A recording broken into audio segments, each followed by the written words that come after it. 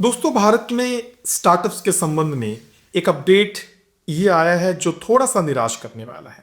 और वो अपडेट ये है कि स्टार्टअप्स इस साल भी अभी तक तकरीबन 11,000 बंद हो गए हैं। पिछले साल भी ये नंबर बहुत बड़ा था। लेकिन निराश करने वाली बात ये भी है कि पिछले साल से कम स्टार्टअप इस साल शुरू भी हुए। पिछले साल जब स्टार्टअप शुरू होने की संख्या करीब 8,000 से ज़्यादा थी, वो आंकड़ा इस बार करीब 5,000 के आसपास है। नमस्कार, मैं डॉक्टर पी एस होरा और आप सबका स्वागत है टीसीएच पर और टीसीएन पर। तो क्या ये जो भारत के स्टार्टअप्स के फेल होने के आंकड़े हैं और नए लगातार एक कम संख्या में इनके शुरू होने के आंकड़े आ रहे हैं, क्या ये आंकड़े भारत के युवाओं को निराश करेंगे? और क्या ये हकीकत है कि भारत में अब स्टार्टअप का बबल जो है वो एक तरीके से फूटने के कगार पर आ गया है? आंकड़े तो इसी तरीके की बातें कर रहे हैं और थोड़ा सा चिंता का मुद्दा भी है, क्योंकि पिछले एक दशक से भारत ने इस पक्ष पर वैश्विक स्तर पर अपनी एक बड़ी अलग पहचान बनाई, क्योंकि एक बहुत बड़ी नंबर में, बहुत बड़ी तादाद में भारत के युवाओं स्टार्टअप्स के साथ जुड़े और उन्होंने भारत के समाज में आर्थिक विकास के लिए एक नई पहल की। और उसके अलावा कई हमारे स्टार्टअप्स बड़ी तेजी से यूनिकॉर्न भी बनते गए। आप जानते हैं कि यूनिकॉर्न वो होता है जहां 1 बिलियन यूएसडी के बराबर जब आपका वैल्यूएशन चला जाता है। लेकिन यूनिकॉर्न के मामले में भी अब इन दिनों जो रिपोर्ट है वो सही नहीं है। यूनिकॉर्न के आंकड़े भी सही नहीं आ रहे हैं। अभी एट प्रेजेंट भारत में करीब 125 स्टार्टअप जो वो यूनिकॉर्न है, यानी उनका जो वैल्यूएशन है वो 1 बिलियन से ज्यादा है। तकरीबन सभी की वेल्थ करीब 366 बिलियन के आसपास आ रही है। लेकिन चिंता वाली बात यह है कि पिछले साल 7 स्टार्टअप जो हैं वो यूनिकॉर्न बने थे, लेकिन इस बार अभी तक, और 2 दिन ही बचे हैं दिसंबर की समाप्ति पर, करीब 6 यूनिकॉर्न ही बने हैं। यानी यूनिकॉर्न में भी हमारी कमी आ रही है। और जैसा मैंने बताया, अभी तक 11,000 स्टार्टअप बंद भी हो गए हैं। ये आंकड़ा बड़ी तेजी से बढ़ रहा है। 2 साल पहले तो आपको याद होगा करीब 23,000 स्टार्टअप बंद हुए थे। पिछले साल ये आंकड़ा 13,000 के आसपास था। लेकिन मैंने ये भी बताया कि स्टार्टअप नए इस बारी लिस्टेड भी कम हुए हैं, इस बारी बने भी स्टार्टअप्स कम हैं। ये चीज़ बड़ी घबराने वाली है। और इससे भी ज़्यादा चिंता का विषय ये है कि जो हमारे स्टार्टअप्स हैं वो बहुत ज़्यादा लॉसेस में भी चल रहे हैं। अब अगर मैं बात करूँ स्विगी की, तो करीब 3,000 करोड़ के नुकसान में स्विगी चल रहा है। मैं ओला की बात करूं, 2,200 करोड़ के नुकसान में है। बिग बास्केट 2,000 करोड़, फोन पे 1,700 करोड़, ई कार्ट करीब 1,500 करोड़, पेटीएम 600 करोड़, वेदांतु करीब 150 करोड़ के आसपास चल रहे हैं। और इसमें हम बाइजू को तो भूल ही नहीं सकते हैं, जो एक समय भारत की क्रिकेट टीम का स्पॉन्सर भी हुआ करता था। वो करीब 8,000 करोड़ के नुकसान में है। यानी ये जो स्टार्टअप्स है जिन्होंने बड़ी तेजी से अपनी पहचान बनाई और समाज में स्थापित हुए, वो एकाएक क्या हो गया कि इतने ज़्यादा घाटे में आ गए हैं और या वो बंद होने लग रहे हैं। और हमारे यूनिकॉर्न भी वैश्विक स्तर पर एक नंबर से नीचे आने लग गए हैं, उनकी संख्या बढ़ नहीं रही है। इसके पीछे क्या कारण है?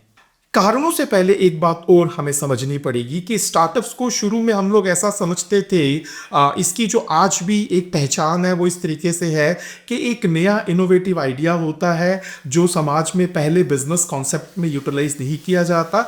उस आइडिया को पिच किया जाता है, उसमें इनिशियली कुछ फंडिंग होती है, फिर उस आइडिया की मार्केटिंग की जाती है, फिर उससे रेवेन्यू क्रिएट होता है और उसके बाद उसमें एक सीरीज ऑफ फंडिंग शुरू हो जाती है, फिर उसका वैल्यूएशन चलता है। जहाँ तक देखा गया है, भारत में स्टार्टअप्स ने जो अपनी पहचान बनाई है वो एक कस्टमर डेटाबेस, एक बड़ा डेटाबेस के कलेक्शन पे बनाई है। और भारत में आज भी जो स्टार्टअप्स हैं वो मेनली अगर आप देखें, वो ई कॉमर्स सेगमेंट हो सकता है, वो फूड डिलीवरी हो सकता है, वो ऑनलाइन प्लेटफॉर्म है। इन्हीं 3-4 क्षेत्रों से ज़्यादा मेनली जुड़े हुए हैं, जिनकी शुरुआत एक समय फ्लिपकार्ट ने की थी, जो धीरे धीरे बढ़ते बढ़ते बढ़ते आज लेंसकार्ट तक भी आ गया है। यानी कहने का मतलब है कि अगर आपको चश्मा खरीदना है तो आप अपने आसपास के ऑप्टिकल स्टोर पर नहीं जा रहे, आप लेंसकार्ट पे जाते हो। ये एक तरीके से, इस तरीके से भारत के स्टार्टअप्स ने बड़ी तेजी से अपनी समाज में पहचान बनाई।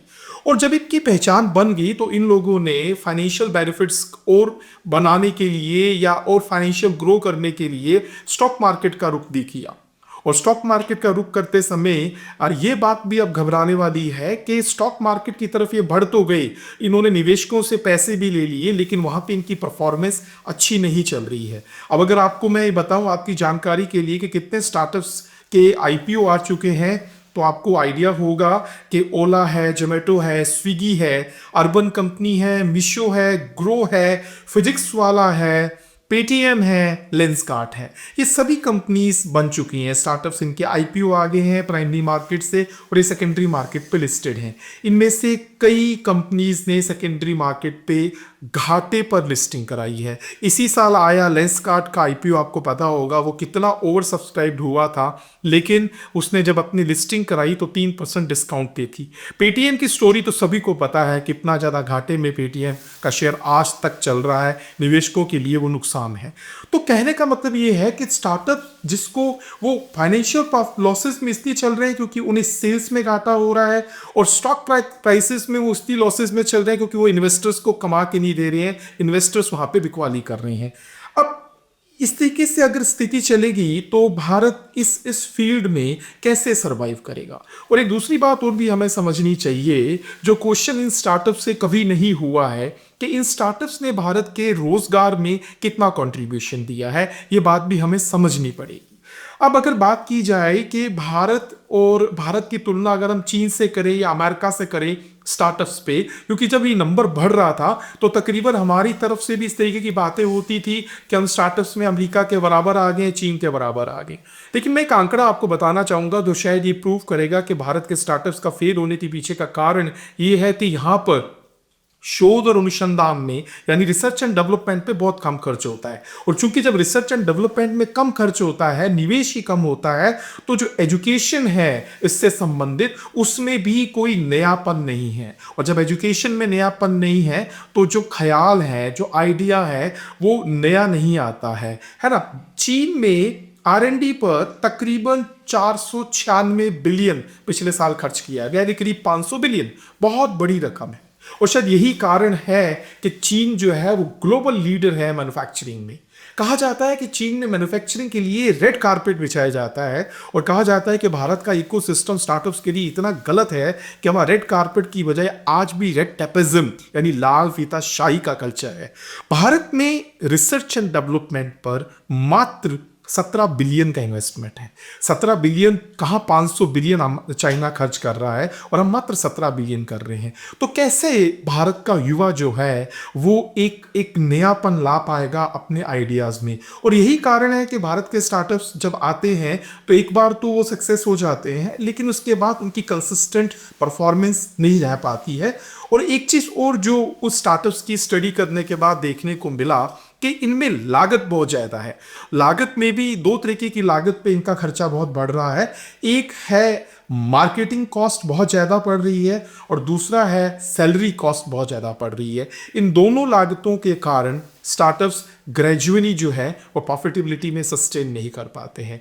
ये चीज़ हमारे लिए बड़ी सोचने वाली बात है। और अगर ये इस तरीके की बातें जो सोशल मीडिया में भी हैं और प्रिंट में भी आ रही हैं कि भारत में स्टार्टअप का बबल अब टूटने वाला है, तो ये बात बहुत सोचना होगा इस पर सरकार को, और अपनी प्लानिंग को बदलना होगा। क्योंकि आज भी हम लोग मैन्युफैक्चरिंग के सेक्टर में भी स्ट्रगल कर रहे हैं, और किसान भी हमारा स्ट्रगल कर रहा है, उसकी आय भी ही बढ़ी है। मैन्युफैक्चरिंग में भी हमारा जीडीपी आज भी तकरीबन 20% के आसपास ही है। मैन्युफैक्चरिंग सेक्टर अगर बढ़ता है तो ही रोजगार मिलेगा। और ये स्टार्टअप एक ऐसा सेक्टर था जिसमें युवा खुद इंस्पायर्ड होकर अपनी तरफ से कुछ करता था। कहा जाता था कि एक युवा के पास कोई आइडिया था, उसने आइडिया अपने दोस्तों के साथ शेयर किया, उसके दोस्तों ने उसमें इनिशियल कैपिटल डाली, फिर उन्होंने मार्केटिंग की, फिर उन्हें रेवेन्यू जनरेट हुआ। उसके बाद रेवेन्यू जनरेट होते उनके पास कस्टमर का डेटाबेस आया, उस कस्टमर के डेटाबेस को उन्होंने इन्वेस्टर्स के साथ शेयर किया, इन्वेस्टर्स ने फंडिंग करनी शुरू की, और वहाँ से वो एक आइडिया बिजनेस बनता बनता बाद में स्टार्टअप के कॉन्सेप्ट में आ गया। लेकिन ये चीज़ पिछले 10-12 सालों में भारत के युवा के लिए इंस्पिरेशनल रही। लेकिन अब अगर यही स्टार्टअप्स लॉसेस में आ गए हैं, और यही स्टार्टअप्स बहुत बड़ी तादाद में बंद हो रहे हैं, और यही स्टार्टअप्स ईयर बाय ईयर एक कम संख्या में नए आ रहे हैं, तो ये भारत के युवा के लिए उनके सपनों पर एक तरीके से उनके सपने टूटने जैसा है। सरकार को इस पक्ष पर अब शायद अपनी नीति में भी बदलाव लाना होगा। और एक सही सुझाव ये है कि स्टार्टअप्स या एंटरप्रेन्योरशिप को स्कूली एजुकेशन से शुरू किया जाए, एजुकेशन में बहुत ज़्यादा बदलाव हो, और रिसर्च एंड डेवलपमेंट प्रोजेक्ट को शोध व अनुसंधान पे भी सरकार का खर्चा पड़े, ताकि विद्यार्थी जीवन से ही व्यक्ति जो है वो बिजनेस आइडियाज के बारे में सोचना शुरू करे। शुक्रिया, थैंक यू वेरी मच।